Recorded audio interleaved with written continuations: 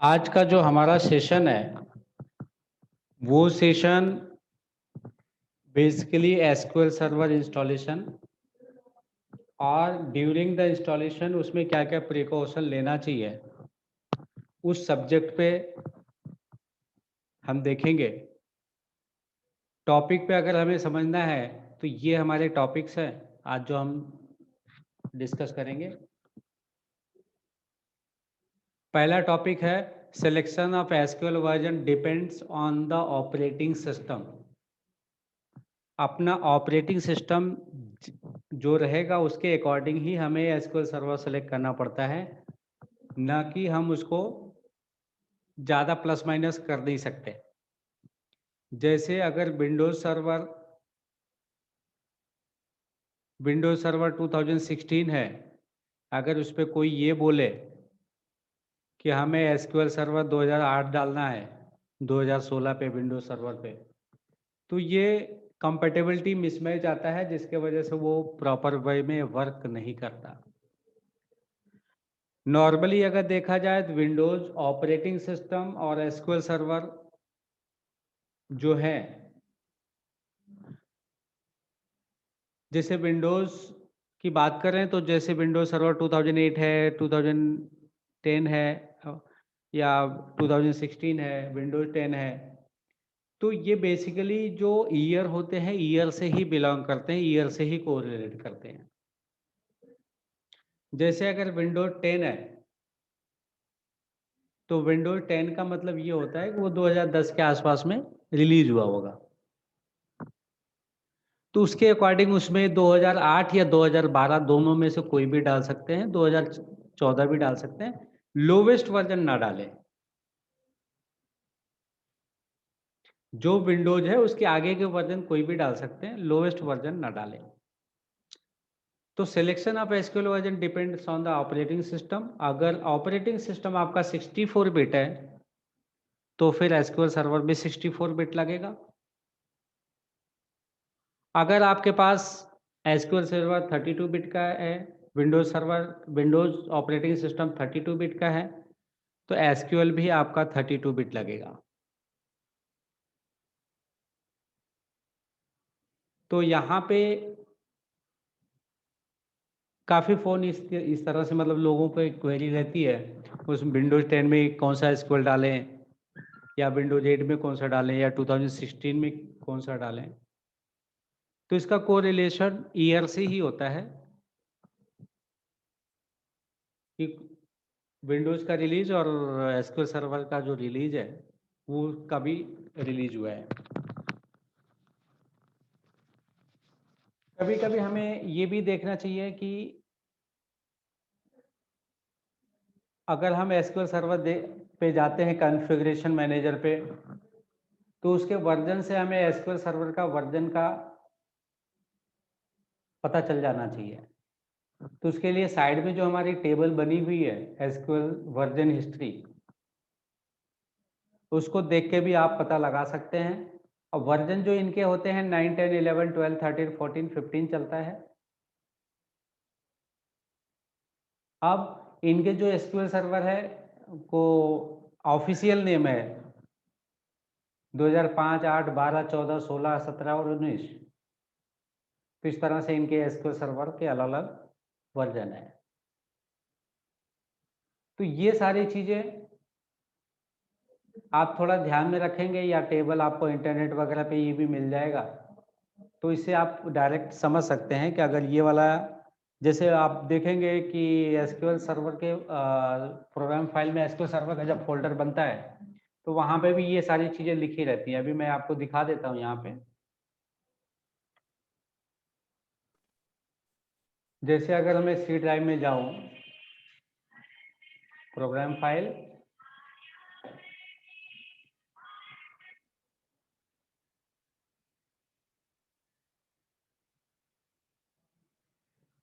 Microsoft SQL server, यहाँ पे अगर आप देखेंगे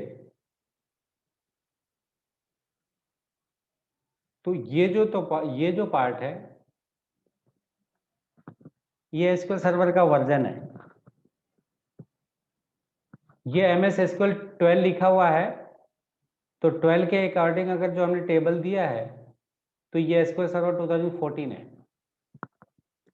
अगर उसका रिलीज जो है 12 है तो एसक्यूएल सर्वर 2014 है। अब इस ये एसक्यूएल 2014 जो लिखा है ये इसका इंस्टेंस नेम है।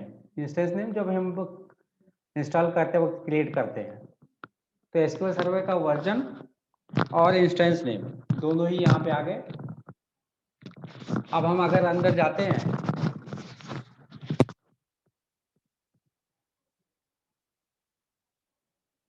तो यहाँ पे ये आपका डेटा है।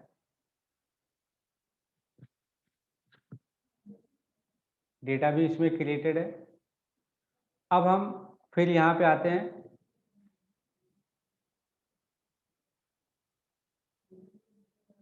अब हम आगे थोड़ा बढ़ते हैं।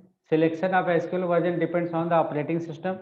ये हमने आपको क्लियर कर दिया। 32 बिट ऑपरेटिंग सिस्टम अगर है तो उस पर 32 बिट इंस्टॉल करना है। 64 बिट ऑपरेटिंग सिस्टम है तो उस पर 64 बिट एसक्यूएल सर्वर इंस्टॉल करना है।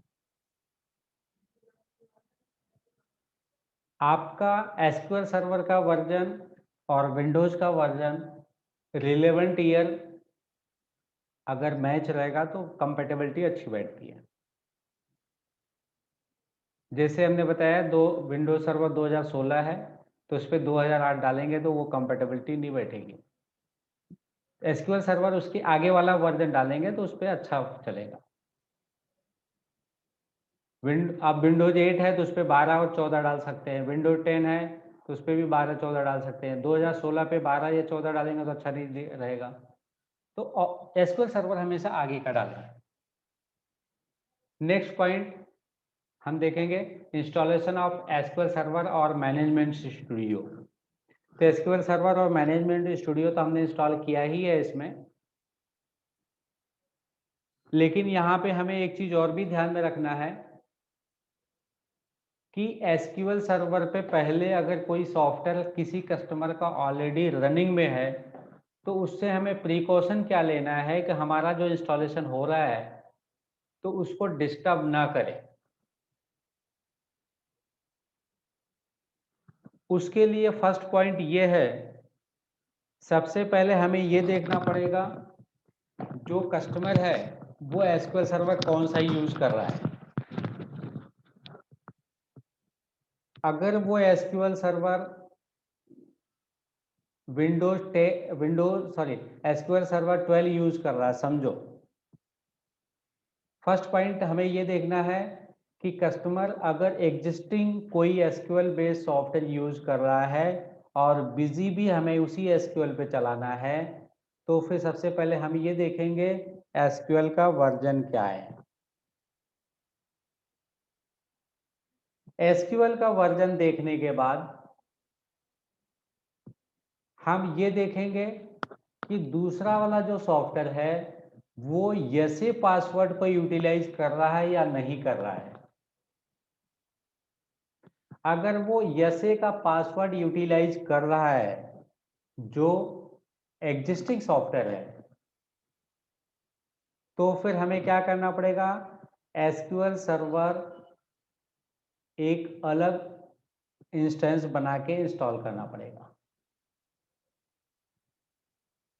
अलग इंस्टेंस कैसे बनाते हैं वो मैं अभी जब भी आपको एसक्यूएल सर्वर इंस्टॉल करूंगा तो बताता हूं कैसे इंस्टॉल करते हैं।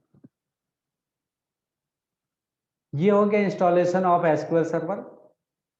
हमने इसमें प्रिकॉशन ये भी बता दी कि अगर एग्जिस्टिंग सॉफ्टवेयर आपके रखी हुई कोई सॉफ्टवेयर रन हो रहा है तो उसमें आपको क्या क्या चीज़ों की प्रिकॉशन लेनी है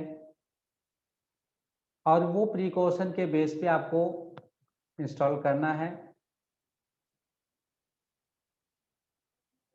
अब यहाँ पे एक चीज़ ये भी होती है कि अगर कोई ऐसे का पासवर्ड एग्जिस्टिंग सॉफ्टवेयर वाला यूज कर रहा है तो बेस्ट ऑप्शन ये होता है कि आप एसक्यूएल सर्वर के दूसरे वर्जन भी इंस्टॉल कर दो। वहाँ पे 2010 जैसे 2012 चल रहा है तो 2014 उस पर इंस्टॉल कर दो तो वो दोनों ही 12 और 14 दोनों ही चलते रहेंगे और आपका काम हो जाएगा अगर आपको ऐसे का पासवर्ड यूज करना है। अगर यसे का पासवर्ड सामने वाला कस्टमर दूसरे सॉफ्टवेयर में यूज नहीं कर रहा है, तो इसका मतलब दो चीजें होती हैं, या तो विंडोज ऑथेंटिकेशन पे यूटिलाइज कर रहा होगा वो सॉफ्टवेयर। अगर विंडोज ऑथेंटिकेशन पे सॉफ्टवेयर यूज कर रहा है या कोई उसकी इंस्टेंस बनी हुई है, तो भी आप विंडोज एसक्यूएल सर्वर उसको इंस्टॉल करके नया इंस्टेंस बना के यूटिलाइज करें, ताकि उनके सॉफ्टवेयर पे कोई डिस्टरबेंस ना हो।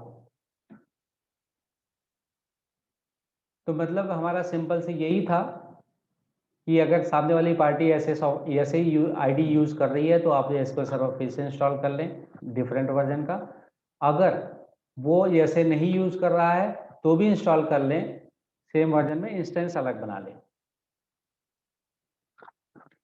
अब हम इसके बाद चलते हैं default instance versus user defined instance.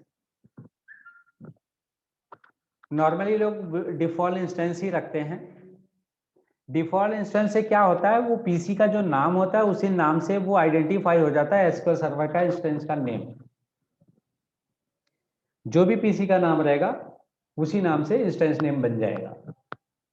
लेकिन एक ही पीसी में आपको मल्टीपल इंस्टेंस बनाने हैं, मल्टीपल सॉफ्टवेयर चलाने हैं, तो फिर आपको वो काम में नहीं आएगा, क्योंकि एक यूज करोगे कहीं दूसरी जगह डिस्टर्बेंस करेगा, दूसरा यूज करोगे तो फिर यहाँ पे डिस्टर्ब होगा। तो उसके लिए हम इंस्टेंस फिर मल्टीपल बनाते हैं।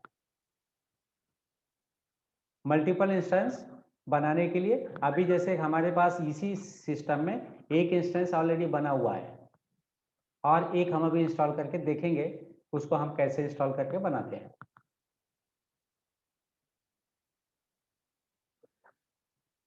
एसक्यूएल की कॉन्फ़िगरेशन मैनेजर हमें चालू करनी है अगर जैसे, तो हम यहाँ पे जाएंगे और यहाँ पे डालेंगे एसक्यूएल कॉन्फ़िगरेशन।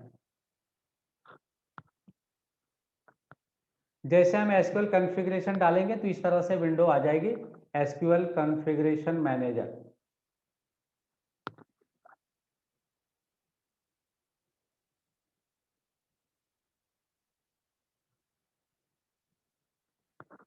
अब यहाँ पे आप देखेंगे तो यहाँ पे ये एसक्यूएल सर्वर डला हुआ है। ये एसक्यूएल 2014, तो ये इंस्टेंस नेम है जो कि हमने डाल के रखा हुआ है। अगर इस पर राइट क्लिक करके प्रॉपर्टी में जाएंगे तो यहाँ पे बहुत सारी चीजें आपको देखने जैसा रहता है कि आप यहाँ पे अगर एडवांस में जाएंगे तो यहाँ पे एक वर्जन लिख के आएगा, देखिए ये। अगर आपको वर्जन की हिस्ट्री पता है तो यहाँ से भी आप पता कर सकते हैं ये कौन सा एसक्यूएल है, और ये इसकी इंस्टेंस आईडी है, यहाँ पे देखो एसक्यूएल 2014।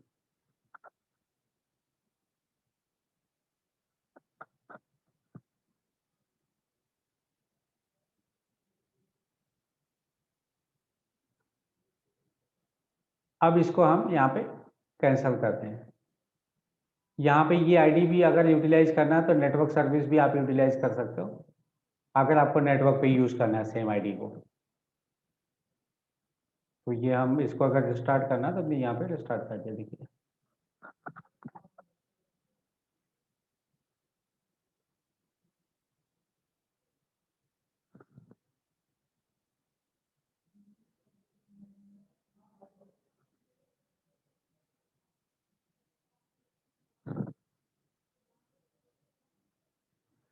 कभी कभी हमारे पास ऐसा भी ऑप्शन होता है कि एसक्यूएल सर्वर स्टार्ट करने में हमें काफ़ी इश्यूज आते हैं,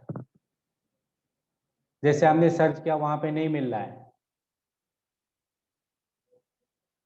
अगर हमें एसक्यूएल सर्वर की कॉन्फ़िगरेशन मैनेजर वहाँ से नहीं मिल रही है, तो हम विंडोज के रन कमांड से भी हम स्टार्ट कर सकते हैं सर्विस को। और उस सर्विस को स्टार्ट करने के लिए अगर रन कमांड से यूटिलाइज करना है, तो आपको यहाँ पे सिंपल रन पे जाना है और यहाँ पे टाइप करना है COMP मतलब मैनेजमेंट .msc, इतना डाल के आपको ओके कर देना है, मतलब कंप्यूटर मैनेजमेंट। ये जैसे ही आप डालोगे तो इस तरह से कंप्यूटर मैनेजमेंट की एक स्क्रीन आ जाएगी। ये स्क्रीन में सबसे लास्ट में लेफ्ट साइड में एक ऑप्शन रहेगा सर्विसेज एंड एप्लीकेशन। जब इस पे क्लिक करोगे तो यहाँ पे एसक्यूएल सर्वर की कॉन्फ़िगरेशन विंडो आपकी पड़ी रहेगी। तो इस तरह से आप ये सर्विसेज अगर आपको सर्च में नहीं मिल रही है तो इस तरह से भी आप वहां पे जा सकते हो कॉन्फ़िगर करने के लिए। ये तब के लिए ऑप्शन है जब आपके सर्च बार में एसक्यूएल कॉन्फ़िगरेशन नहीं आ रहा है।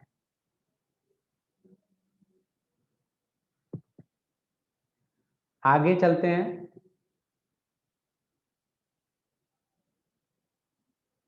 Precaution if any other application is running. जैसे हमने अभी बताया ही था, अगर दूसरा एप्लीकेशन रन हो रहा है तो हमें सबसे पहले ये समझना पड़ता है कि वो उसका वर्जन एसक्यूएल सर्वर कौन सा इंस्टॉल है और वो एसए की आईडी यूज कर रहा है या नहीं कर रहा है।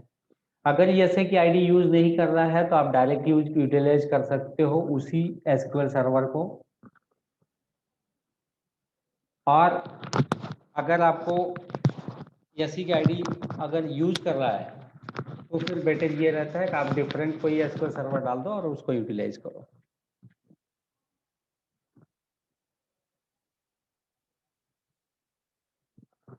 Understanding SQL server version from configuration manager. Configuration manager से हम ये समझ सकते हैं वर्जन हिस्ट्री के हिसाब से वो एसक्यूएल सर्वर कौन सा है। अब हम एक छोटा सा टॉपिक और है, लोगों को डाउनलोड एसक्यूएल सर्वर डाउनलोड करने में भी काफ़ी दिक्कतें आती हैं। तो एसक्यूएल सर्वर डाउनलोड करने के लिए हम गूगल में क्या सर्च करें और कैसे डाउनलोड करें, तो उसके पॉइंट पे भी मैं आपको बता देता हूँ कि गूगल में जाके आपको जो भी डाउनलोड करना है एसक्यूएल एक्सप्रेस 2014 या 2012, 2008, 2016 जो भी है वो टाइप करके डाउनलोड करें। और डाउनलोड करने में बहुत सारी फाइल्स आती हैं, उसमें कौन कौन से डाउनलोड करने रहते हैं वो मैं हाईलाइट करके एक लॉजिकल आपको बता देता हूँ कैसे उसको करते हैं। ये हमारा क्रोम है, ये हमारा गूगल चालू हो गया। अब समझो हमें यहाँ पे एसक्यूएल सर्वर 2014 32 बिट डाउनलोड करना है। एसक्यूएल सर्वर 2014 32 बिट हम टाइप किए एसक्यूएल सर्वर 2014 32 बिट डाउनलोड। बस आपको इतना डाल देना है। इतना डाल देने के बाद आपको माइक्रोसॉफ्ट की ही साइड पे जानी है।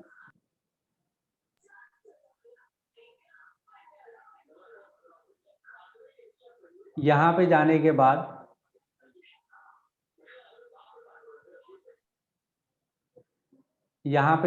बाद आपके पास एक स्क्रीन आएगी।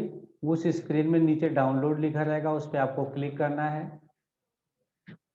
ये क्लिक करने के बाद आपको यहाँ पे दो चीजें ध्यान रखनी है।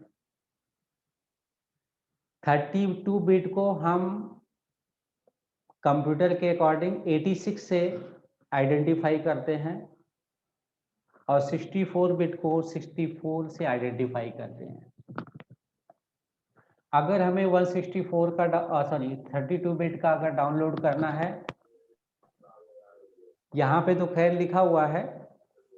अब ये जो है ये आपका 32 बिट है।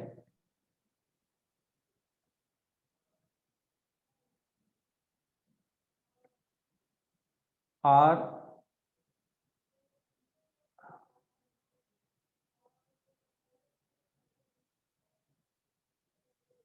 ये 32 बिट का है।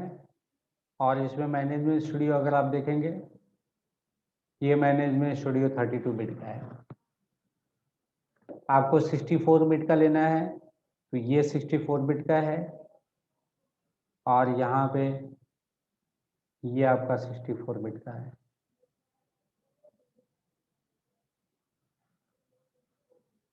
तो इस तरह से आप सिलेक्ट करके डाउनलोड कर सकते हैं। आपको इतना ही ध्यान में रखना है कि 32 बिट और 64 बिट। 32 बिट को कहीं कहीं पे 86 करके लिखेंगे और 64 बिट को x64 करके लिखेंगे, वो आपको ध्यान देना है। आगे हम पॉइंट पे आते हैं अपने। हमने अभी डाउनलोड का सेक्शन बता दिया आपको। अगर डाउनलोड करना है तो गूगल में कैसे सर्च करेंगे और किस तरह से डाउनलोड करेंगे। Start SQL server configuration from command line, जो हमने अभी रन करके बताया वो चीज़ है start SQL server configuration from command line. अब हम इसको फिर से एक बार क्लिक करते हैं। Changing of SA password without knowing password. अगर एसए का हमें पासवर्ड पता नहीं है या विंडोज ऑथेंटिकेशन में इंस्टॉल किया हुआ है और फिर भी हमें एसए का पासवर्ड सेट करना है तो वो हम कैसे कर सकते हैं, वो चीज़ देखेंगे। Busy backup through busy and busy agent. Busy का जो बैकअप होता है वो बिजी और बिजी एजेंट से अगर लिया हुआ है तो उसको हम रिस्टोर कैसे करेंगे। Backup data restore from busy और मैनेजमेंट स्टूडियो, मतलब बिजी एजेंट से बैकअप लिया हुआ है या बिजी से लिया हुआ है, तो वो दोनों को ही हम किस तरह से रिस्टोर करेंगे बिजी सॉफ्टवेयर। अब हम आते हैं, पहले हम ये देखते हैं कि हमारे पास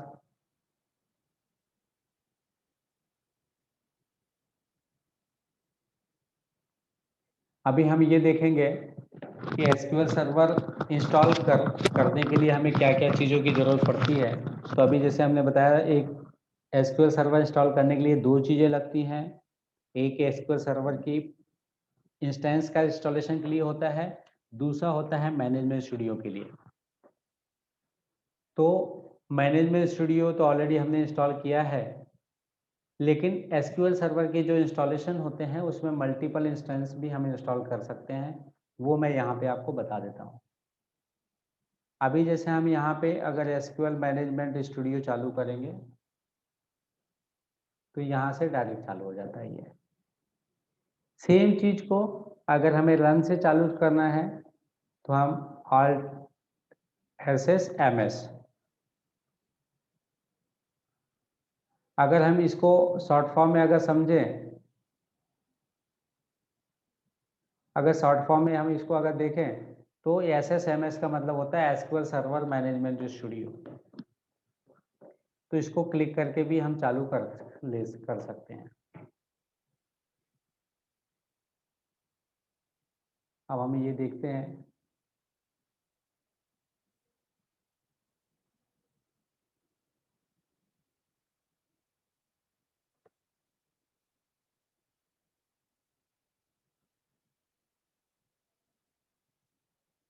ये मैनेजमेंट स्टूडियो चालू हो रहा है एसक्यूएल सर्वर 2014 का।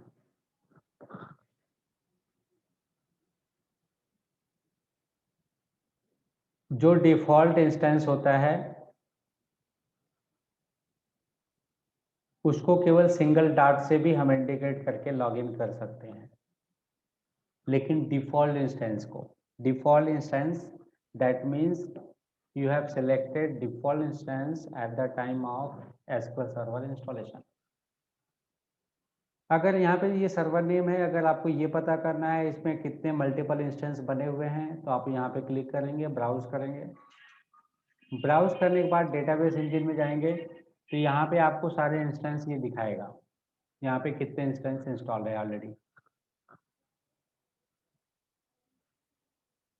लेकिन ये इंस्टेंस के बाद भी आपको कोई दूसरा इंस्टेंस बनाना है तो आपको एसक्यूएल सर्वर फिर से इंस्टॉल करते वक्त एक नया इंस्टेंस बनाने का ऑप्शन रहेगा।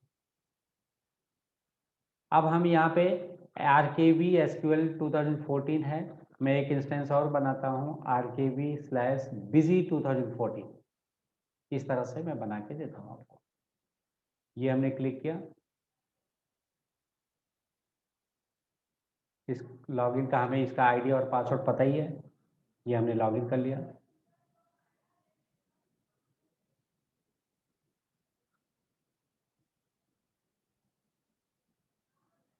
अब हम चलते हैं एक डिफरेंट इंस्टेंस बनाने की तरफ। हम इंस्टेंस कैसे बनाएं? तो सबसे पहले हम आते हैं बिजी डेमो। यहाँ पे हमारे पास एसक्यूएल सर्वर का फोल्डर है, तो हम ये वाला इंस्टॉल करते हैं और यहाँ पे हम एक न्यू इंस्टेंस बनाने की कोशिश करेंगे। एक 10-15 मिनट लगेगा। इस पे हमने क्लिक कर दिया।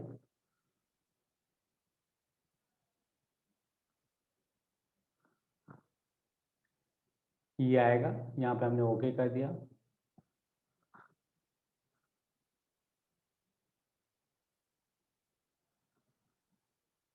ये मैंने स्टूडियो भी हमने यहाँ से बंद कर देते हैं।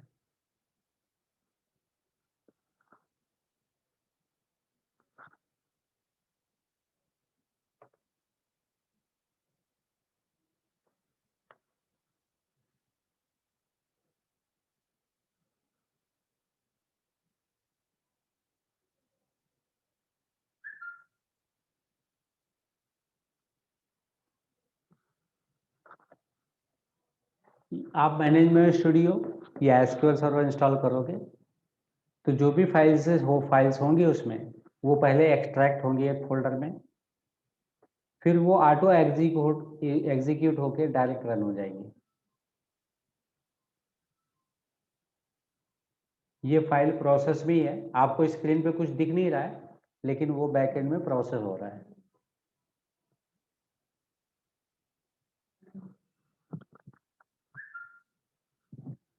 जैसे ये आ गया इंस्टॉलेशन का विंडो। इंस्टॉलेशन के विंडो में मैनेजमेंट स्टूडियो हो या फिर एसक्यूएल सर्वर का इंस्टॉलेशन हो, दोनों ही केस में आपको new SQL server stand alone installation सबसे टॉप वाला ही सिलेक्ट करना है। लेफ्ट साइड में इंस्टॉलेशन का रहेगा, राइट साइड में न्यू एसक्यूएल सर्वर इंस्टॉलेशन का करना है। वो चाहे मैनेजमेंट स्टूडियो हो या चाहे एसक्यूएल सर्वर इंस्टॉलेशन है। तो हमने यहाँ पे क्लिक कर दिया। ये क्लिक करेंगे, इंस्टॉलेशन के प्रोसेस स्टार्ट हो जाएंगे। और अभी जो हमें न्यू इंस्टेंस बनाना है वो बिजी 2000 या बिजी 21 करके बना देते हैं। बिजी 21 या बिजी 2021 करके बना देते हैं।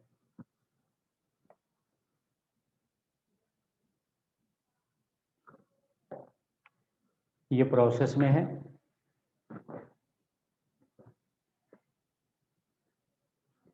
इस प्रोसेस में कभी कभी ऐसा भी होता है, हमें सिस्टम को रिस्टार्ट करने की भी ज़रूरत पड़ सकती है। तो अगर यहाँ पे मैसेज इस तरह से कुछ आता है कि system need to be start, तो आप उस पर क्लिक करके सिस्टम को रिस्टार्ट करके एसक्यूएल सर्वर को फिर से इंस्टॉल करेंगे। अब हमने यहाँ पे नेक्स्ट कर दिया। एसक्यूएल सर्वर का इंस्टॉलेशन नॉर्मली दोनों इंस्टॉलेशन आधे घंटे का प्रोसेस होता है, जिसमें 10 से 15 मिनट ये इसका टाइम रहता है और 10 से 15 मिनट आपका मैनेजमेंट स्टूडियो का लगता है।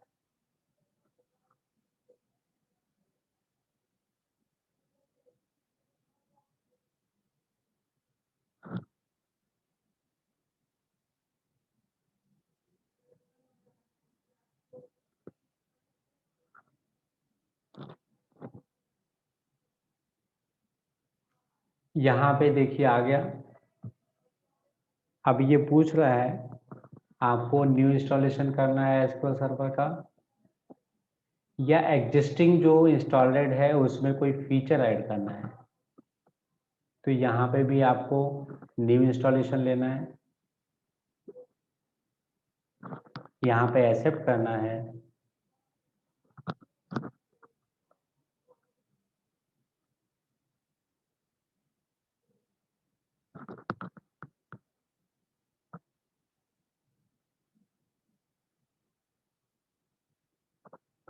और यहाँ पे फिर से हमने नेक्स्ट कर दिया।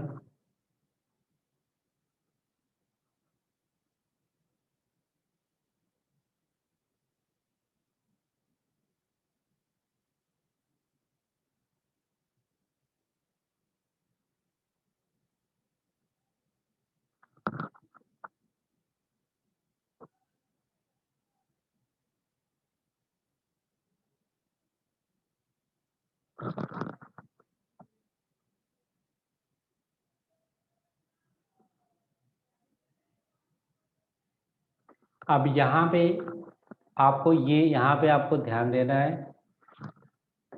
डिफॉल्ट इंस्टेंस का मतलब ये होता है जो सिस्टम का नाम है, सिस्टम की आईपी है, वो डायरेक्ट कनेक्ट होती है। और नेम इंस्टेंस पे अगर आप जाते हो तो आपको सिस्टम के नाम करके स्लैश करके वो नेम डालना पड़ेगा। यहाँ पे अभी हमें कुछ भी डालना है तो यहाँ पे हम डाल सकते हैं। इसको हमने डिलीट कर दिया, यहाँ पे हमने डाल दिया बिजी एसक्यूएल 2014। तो जो भी नाम डालना है वो आप डाल सकते हो। जैसे यहाँ पे आप डालोगे नीचे वाला नाम ऑटोमेटिक चेंज हो जाएगा और फिर आपको नेक्स्ट कर देना है।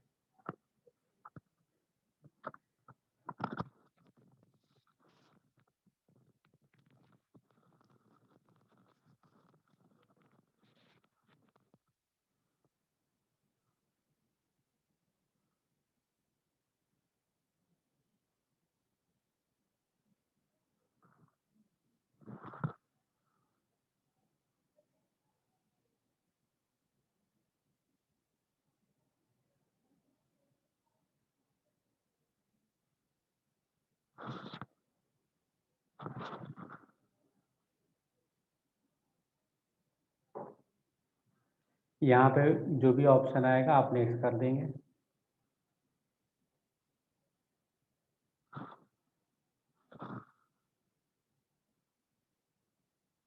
अब यहाँ पे आपको पूछता है विंडोज ऑथेंटिकेशन या मिक्स मोड।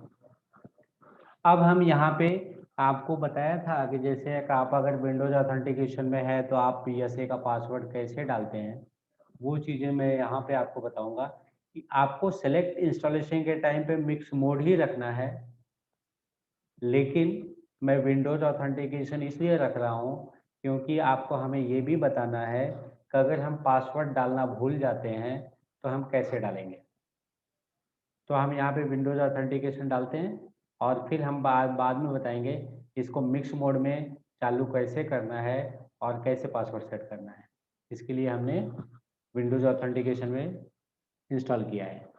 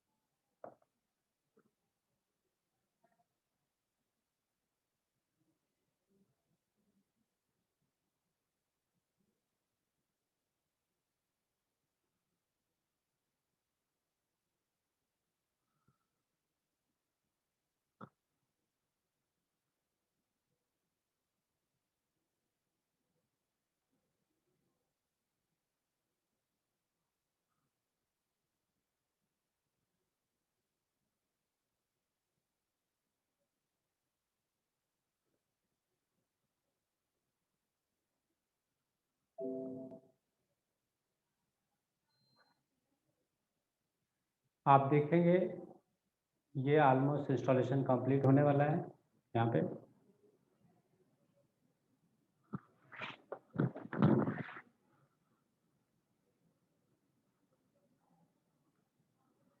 और आपके बिजी में कभी कई सिस्टम पे जाते हैं तो आपको लगता है कि एसक्यूएल का पासवर्ड क्या डाला हुआ है क्या नहीं है, तो यहाँ पे बिजी विन में सिस्टम के फोल्डर में आप server dot T x T करके एक फाइल होती है, वो अगर आप ओपन करेंगे तो यहाँ पे आपको इसका आईडी और पासवर्ड मिल जाएगा। ये पासवर्ड है यसे का, ये आपका इंस्टेंस है, ये सॉरी ये वाला जितना इंस्टेंस है।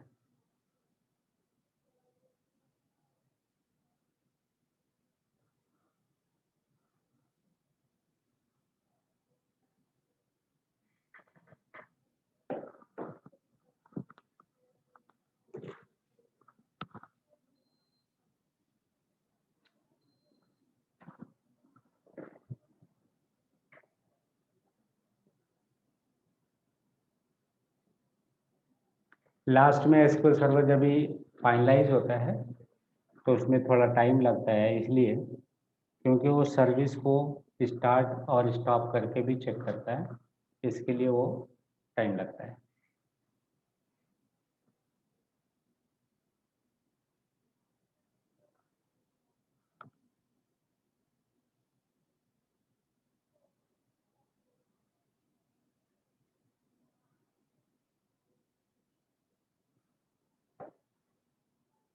ये आपकी इंस्टॉलेशन कंप्लीट हो गई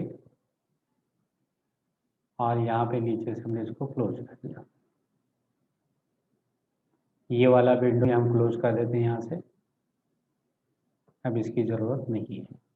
एसक्यूएल सर्वर और मैनेजमेंट स्टूडियो दोनों साथ में अगर इंस्टॉल कर रहे हैं तो वहाँ पे थोड़ा ये आइडेंटिफाई करना मुश्किल होता है कि कौन सा सेटअप किधर का है। अब हम मैनेजमेंट स्टूडियो चालू करते हैं, एसक्यूएल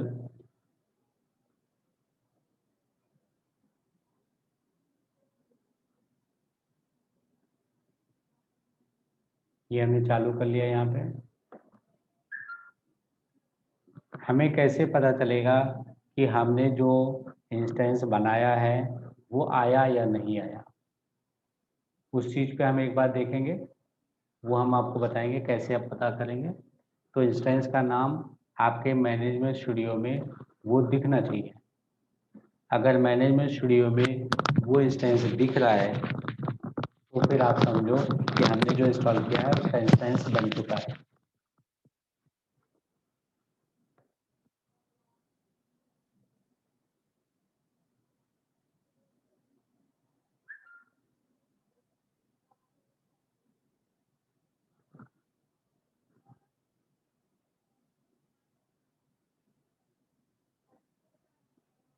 मेरा पीसी थोड़ा स्लो है इसलिए टाइम लग रहा शायद।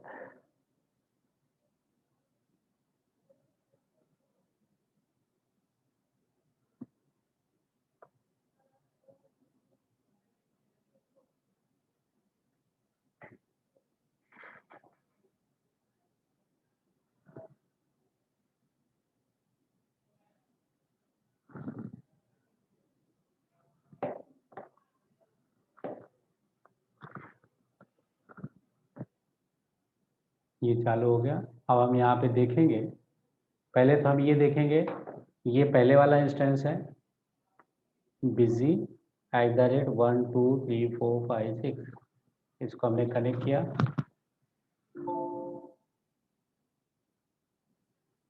तो ये लॉगिन नहीं हो रहा है, एक बार हम इसको एस्केप करते हैं,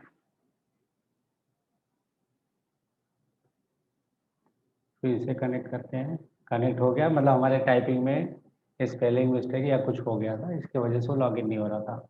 हमें ये देखना है कि हमने जो इंस्टॉलेशन किया है वो बराबर हुआ है कि नहीं हुआ है। तो हम यहाँ पे क्लिक करके ब्राउज पे जाएंगे और ब्राउज पे डेटाबेस इंजन में ये नाम दिखना चाहिए। जो बिजी एसक्यूएल 2014 हमने डाला था वो यहाँ पे आ चुका है। अब अगर इस पे हम अगर करते हैं तो इस पे हमने एसक्यूएल मोड में नहीं डाला है। एसक्यूएल मोड में नहीं डालने का मतलब ये हुआ कि हमने उसको विंडोज ऑथेंटिकेशन में गलती से इंस्टॉल कर दिया था, लेकिन हमें उसको मिक्स मोड में लेके आना है। तो मिक्स मोड में लेके आने के लिए आपको क्या करना पड़ेगा, यसे का पासवर्ड चेंज करना पड़ेगा और मिक्स मोड में डालना पड़ेगा। तो हम इसको पहले कनेक्ट करते हैं यहाँ पे मिक्स मोड में। ये नीचे वाला जो है आइकॉन, नीचे वाला जो ये मैनेज सर्वर है वो आपका इसका है। अब हमने इस पर राइट क्लिक किया, प्रॉपर्टी पे गए,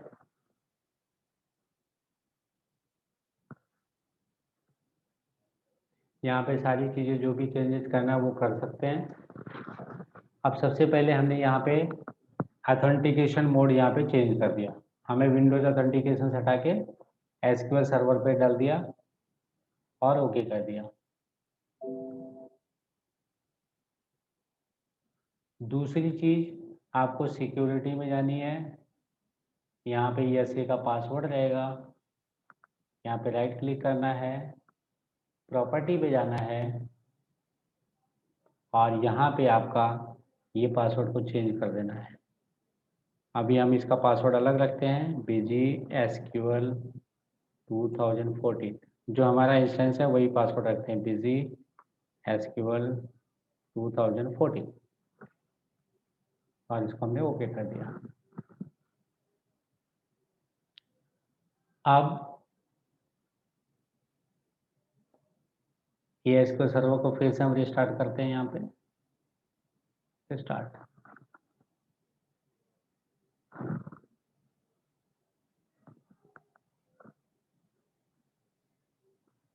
आपके लेफ्ट साइड में दो एसक्यूएल सर्वर चालू हैं, ऊपर एसक्यूएल 2014 है, नीचे बीजे एसक्यूएल 2014 है। दोनों के लॉगिन अलग अलग हैं, दोनों के पासवर्ड अलग अलग हैं, दोनों के सब कुछ अलग अलग ही है। तो ये पर्पज मेरा इसीलिए था बताने का कि एग्जिस्टिंग सॉफ्टवेयर में अगर कोई एप्लीकेशन रन कर रहा हो तो आप दूसरे इंस्टेंस बना के यसे का पासवर्ड चेंज करके बिजी का काम कर सकते हैं। अब अगर हमें फिर से लॉगिन करना है, यहाँ से फिर से एक बार चेक कर लेता हूँ। यहाँ पे गए, आप देख रहे हैं ऊपर बिजी एसक्यूएल 2014 है और यहाँ पे मैंने वही पासवर्ड डाला, बिजी एसक्यूएल 2014, और लॉगिन कर लिया।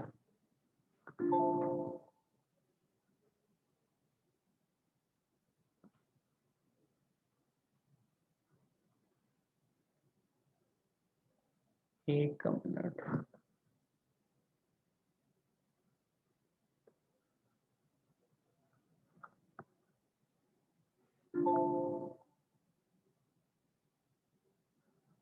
एक मैडम मैं इसको पहले क्लोज कर देता हूँ दोनों को, इसको डिस्कनेक्ट कर दिया, इसको भी डिस्कनेक्ट कर दिया।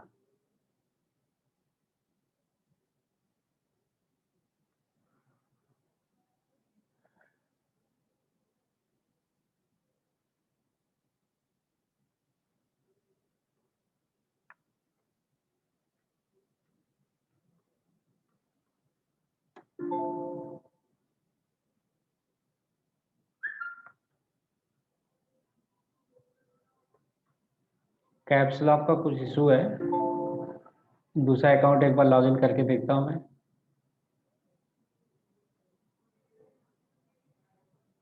ये वाला डायरेक्ट हो जाना चाहिए, ये हो गया।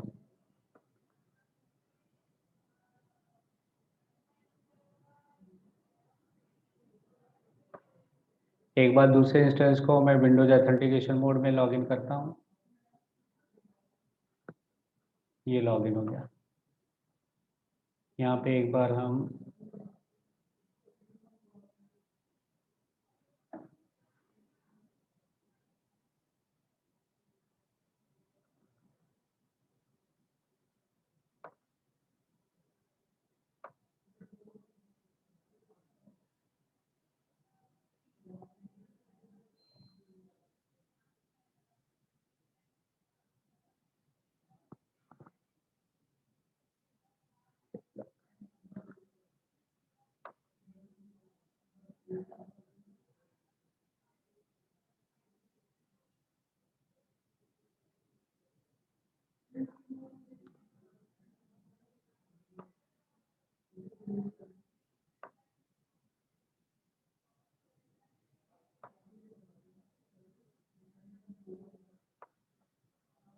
ठीक है, इसको मैं एक बार देखता हूँ।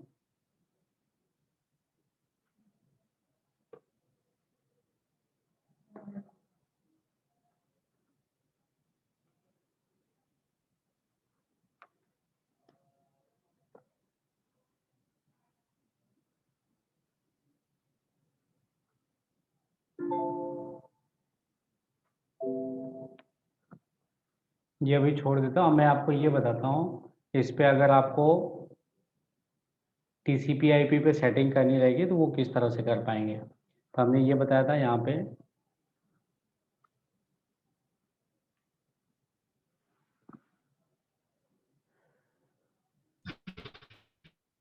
ये हम SQL, जब भी SQL सर्वर स्टार्ट करेंगे, ये SQL सर्वर पे आपको जितने भी इंस्टेंस आपके बने होंगे वो यहाँ पे आ जाएंगे। तो यहाँ पे 2 इंस्टेंस बने हैं, एक SQL 2014 का, एक BG SQL 2014 का। आपको अगर इसको लैन पे यूज करना है तो लैन पे भी यूज कर सकते हैं। उसके लिए आपको, जहाँ पे आपको ये लिखा होगा SQL सर्वर नेटवर्क कॉन्फ़िगरेशन, ये वाला पार्ट, ये थोड़ा लेफ्ट में, हम इसको राइट में लेते हैं। तो यहाँ पे ये कॉन्फ़िगरेशन ये है, दूसरी कॉन्फ़िगरेशन ये है। आपको यहाँ पे ये ध्यान देना है कि आपको कौन से इंस्टेंस के लिए कॉन्फ़िगर कर रहे हैं। अगर आपके मल्टीपल इंस्टेंस हैं तो मल्टीपल इंस्टेंस को अगर आपको लाइन पे कनेक्ट करना है तो उसकी पोर्ट को भी आप चेंज करेंगे। जैसे अगर यहाँ पे हम SQL 2014 पे जाते हैं, यहाँ पे हमने प्रॉपर्टी पे क्लिक किया, सॉरी, यहाँ पे आपको सबसे पहले TCP इनेबल करना है। TCP इनेबल करने के बाद फिर आपको यहाँ पे प्रॉपर्टी में जाना है, TCP पे IP एड्रेस पे जाना है। IP एड्रेस पे जाने के बाद आपको सबसे पहले ये IP4 का जो ऑप्शन होता है ये आपको इनेबल करना है।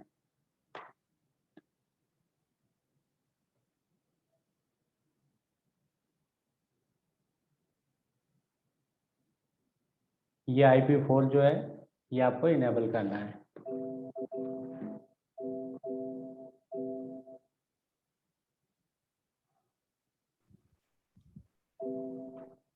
सर जी आप SQL 2014 पे कर रहे हैं, अपना बिजी इंस्टॉलेशन है ना, बिजी SQL है। क्या है? हाँ, BG SQL मैं नहीं, मैं ये बता रहा हूँ, आपको अगर डिफरेंट पोर्ट करना है तो कैसे करेंगे। हाँ करेक्ट। ठीक है, तो एक तो हमने ये बताया कि आपको ये पहले IP4 इनेबल करना रहेगा। दूसरी बात, यहाँ पे आपको TCP के पोर्ट, आपको अगर आप 1433 यूज हो रहा है तो आपको अगर मल्टीपल इंस्टेंस बने हुए हैं तो दोनों में अलग अलग पोर्ट डालने पड़ेंगे। अगर मल्टीपल पोर्ट नहीं डालते हैं तो यहाँ पे पोर्ट डालना बेटर है। जैसे यहाँ पे 1433 है और फिर आप एक यहाँ पे 1433 डाल दो।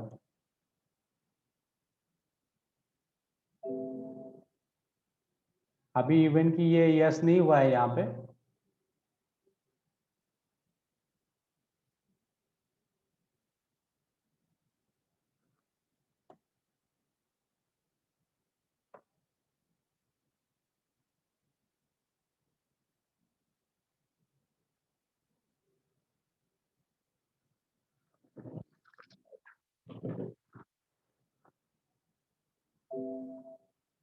नहीं हो रहा है।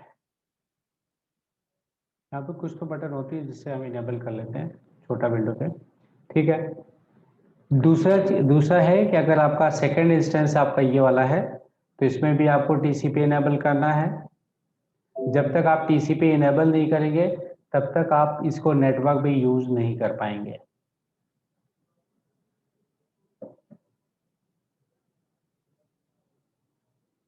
अब आपको यहाँ पे भी आपको ये वाला पार्ट इनेबल करना है, IP4 इनेबल करना है, और यहाँ पे आप एक उससे डिफरेंट पोर्ट डाल देंगे, भले कोई भी पोर्ट डाल दो, 1499 करके डाल दो।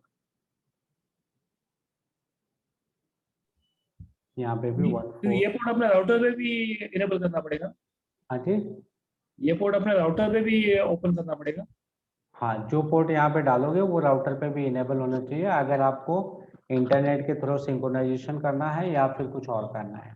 जैसे head office branch office configuration होती है, तो वहाँ पे आपको ये पोर्ट इनेबल करना पड़ेगा ओके। एसक्यूएल के सिंक्रोनाइजेशन के लिए। इसको आप यस कर दोगे। ये सारी चीज़ें तब रिफ्लेक्ट होंगी जब हम एसक्यूएल सर्वर को फिर से रिस्टार्ट करेंगे। तो एसक्यूएल सर्वर अगर हम यहाँ से रिस्टार्ट करते हैं, ये सारी चीज़ें रिफ्लेक्ट हो जाएंगी। दोनों सर्विसेज में हमने चेंजेस किए हैं, तो दोनों सर्विसों को रिस्टार्ट कर लेंगे।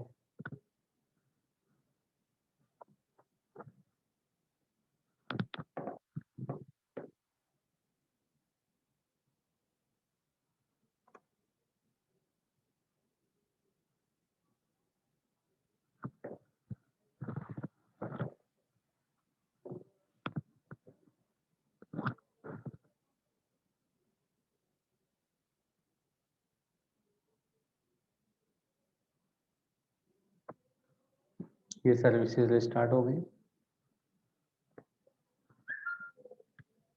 अब एक पॉइंट ये रहेगा कि अगर मैनेजमेंट स्टूडियो आपका चल रहा है, तो मैनेजमेंट स्टूडियो में अगर आपको डेटा को बिजी का डेटा डायरेक्ट अटैच करना है, तो वो किस तरह से अटैच करेंगे। अटैच करने के इसमें 3 मेथड दिए हुए हैं। एक अटैच का डायरेक्ट ऑप्शन है, जो बिजी के डेटा को कॉपी करके अगर रखा हुआ है, वो फाइल डायरेक्ट अटैच हो जाएगी। वो अटैच का ऑप्शन, मतलब कोई भी डेटाबेस को डायरेक्ट आप अटैच कर सकते हो।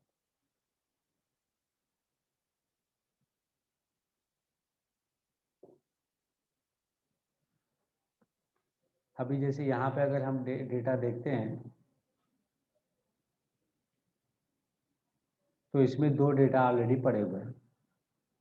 अब आपको कोई डिफरेंट डेटा अटैच करना है, तो डेटाबेस पे आपको राइट क्लिक करना है। अब यहाँ पे एक अटैच बटन है। ये अटैच बटन पे अगर आप क्लिक करेंगे, मैं प्रोसीजर बता देता हूँ। अटैच बटन पे अगर आप क्लिक करते हैं, तो यहाँ पे एक ऐड बटन आएगा। अब ऐड बटन में जो भी डेटा आपको यहाँ से लेके जाना है, वो आप यहाँ से सिलेक्ट कर लीजिए। तो जो भी डेटा आप यहाँ पे सिलेक्ट करके लेके आएंगे, इस तरह से आ जाएगा। अभी ये फाइल ऑलरेडी यहाँ पे पड़ी हुई है, इसलिए ये डायरेक्ट नहीं लेगा। लेकिन यहाँ पे आपको नाम चेंज करने का भी एक जगह पे ऑप्शन देता है, डेटाबेस नेम। ये देखिए, अगर आपको इसको किसी और नाम से भी अटैच करना है, तो आप यहाँ पे डाल सकते हो। अब जैसे हमने यहाँ पे डाल दिया 1 2 3 और ओके कर दिया, आप देखेंगे कंपनी 1 2 3 करके यहाँ पे बन गई। यहाँ पे हमारा कहने का मतलब ये था कि अगर एसक्यूएल में कंपनी नंबर 1 पहले से ही बनी है, आपको दूसरी 1 नंबर की कंपनी इसमें अटैच करनी है एमडीएफ फाइल, तो जैसे आप इसको अटैच करोगे, तो फाइल का नाम चेंज करने का ऑप्शन अवेलेबल है। आप उसको वहाँ से चेंज कर सकते हो। ये जो हमने ऑप्शन बताया, उसका पर्पज ये था कि आप डायरेक्ट चेंज कर सकते हो। इसको हमने डिलीट कर देता हूँ।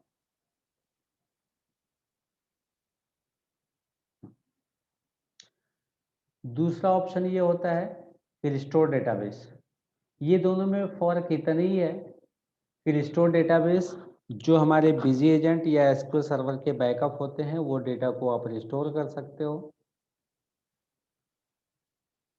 और restore files and file groups में क्या होता है कि एक साथ में 10 साल का डेटा है, तो 10 साल का डेटा डायरेक्ट टू लेक्स कर सकते हो।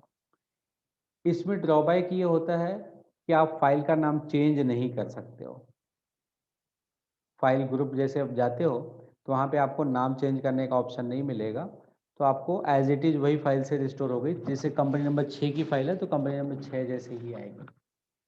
अब हम एक काम करते हैं, एसक्यूएल में एक कंपनी देखते हैं और उसमें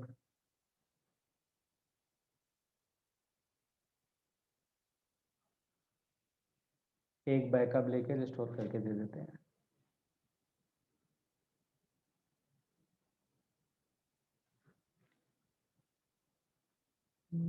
एक छोटी कंपनी ले लेते हैं।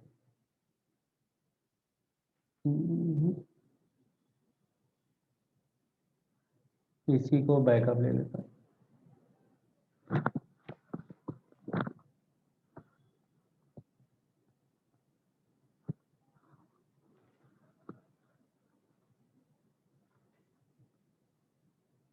E: बैकअप करते हैं।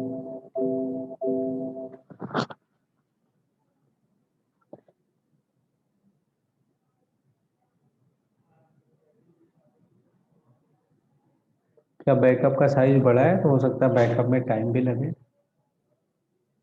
इसलिए पहले मैं यही सोचा था कंपनी अलग से क्रिएट कर दें।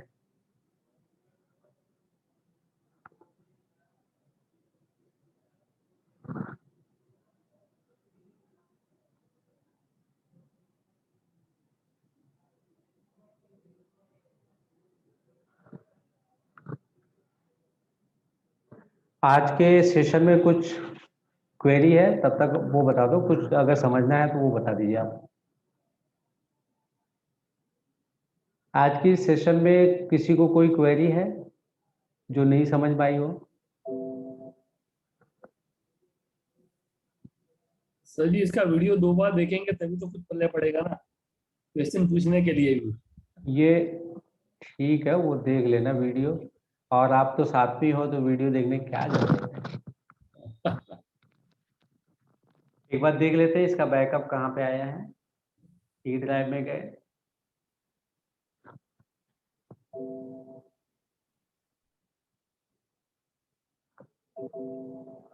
कहाँ फोल्डर था सर एक बार में समझ में नहीं आता तो वीडियो बार बार देख के समझते हैं हम। एक मिनट, हमने बैकअप कहाँ लिया? वही बोल रहा हूँ, क्लैरिटी तो जबरदस्त है लेकिन टर्म्स अपने को याद रहने चाहिए ना। ये वही तो बैकअप, रोज इस्तेमाल वाली चीज नहीं ना, हाँ ये तो बैकअप भूल हो जाते गया हैं। कल। अब देखो, आप देखोगे यहाँ पे 2 फाइल बनी हुई है, ठीक है। अब इसको मुझे, एक तो ऑप्शन ये होता है कि आप एसक्यूएल से बिजी से डायरेक्ट रिस्टोर कर लो, दूसरा ऑप्शन होता है मैनेजमेंट स्टूडियो से अगर करना रहेगा तो हम कैसे करेंगे।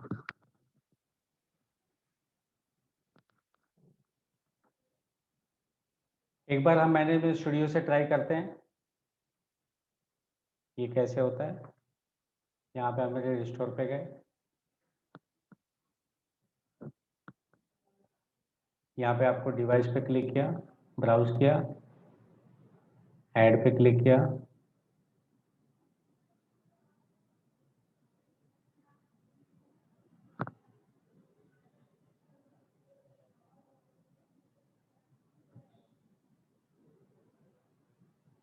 ये वाली फाइल हमने सेलेक्ट की, ओके किया। यहाँ पे देखो आ गया डिटेल। अब ये कंपनी नंबर 1 में जा रहा है, ठीक है।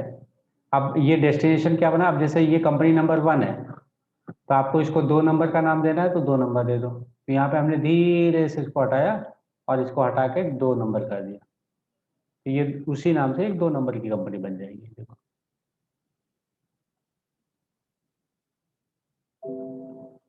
ये हो गया। अभी हमें एक फाइल को और रिस्टोर कर लेते हैं। ये मैं उसकी बात कर रहा हूँ अगर किसी को बिजी से डेटा रिस्टोर होने में दिक्कत आ रही है।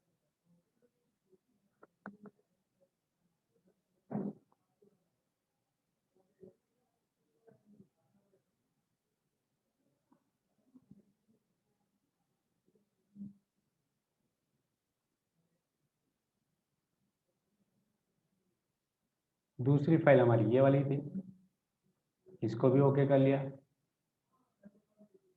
ये आ गया।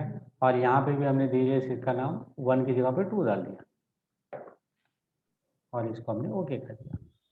दोनों फाइल साथ में अटैच नहीं कर सकते थे? वो दूसरा वाला ऑप्शन, चलो वो भी करके देखता हूँ।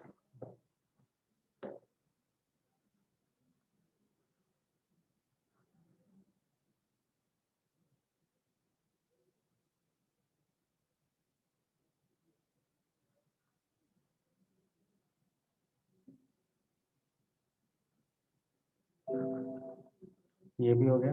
अब हम ट्राई करते हैं दोनों साथ में होते हैं क्या। रिस्टोर डेटाबेस, यहाँ पे ब्राउज किया, ऐड किया, सबसे ऊपर गए, सी ड्राइव पे क्लिक किया, बैकअप, ऑल फाइल, ये दोनों फाइल साथ में सेलेक्ट कर लिया, ठीक है, ओके कर लिया।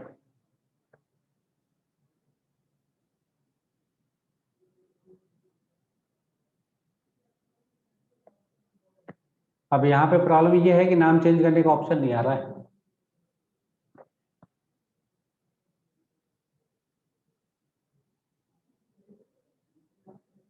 अब यहाँ पे अगर ओके करते हैं तो एरर आ जाएगा। अगर ये कंपनी नहीं रहेगी तो हो जाएगा, रुकिए दिखाता हूँ। ये हम डिलीट कर देते हैं, डिलीट, और ये डिलीट करते हैं। अब यहाँ पे हमने राइट क्लिक किया, रिस्टोर डेटाबेस फ्रॉम डिवाइस, यहाँ पे क्लिक किया, ऐड किया,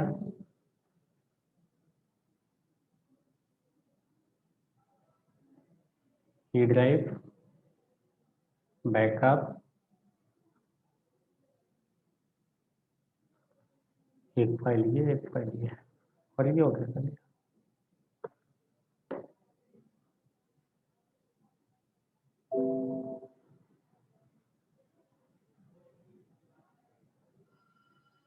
फाइल आई, एक ही फाइल तो आई, एक मिनट।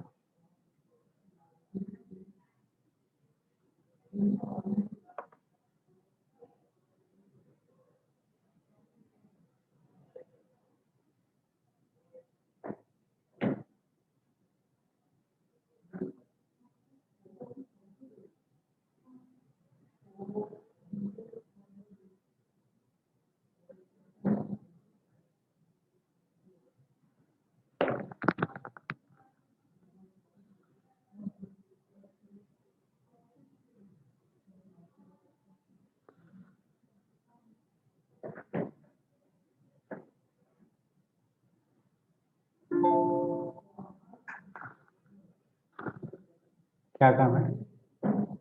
एक मिनट, यहाँ पे आप इसके नाम चेंज करके दे सकते हो। एक मिनट, क्या 10 मिनट।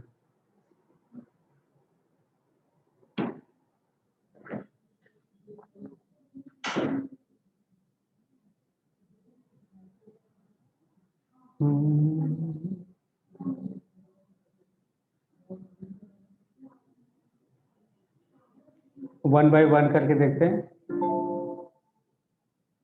ये डिलीट नहीं हुआ है अंदर से, मुझे लगता है इसके लिए वो प्रॉब्लम दे रहा है। Hello, okay. ये अंदर से ना फाइल डिलीट नहीं हुई है। हाँ, एक मिनट, माइक्रोसॉफ्ट सर्वर,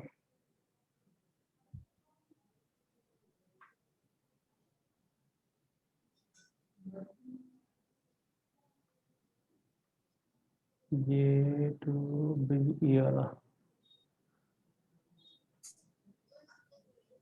यहाँ पे तो दिख नहीं रहा है।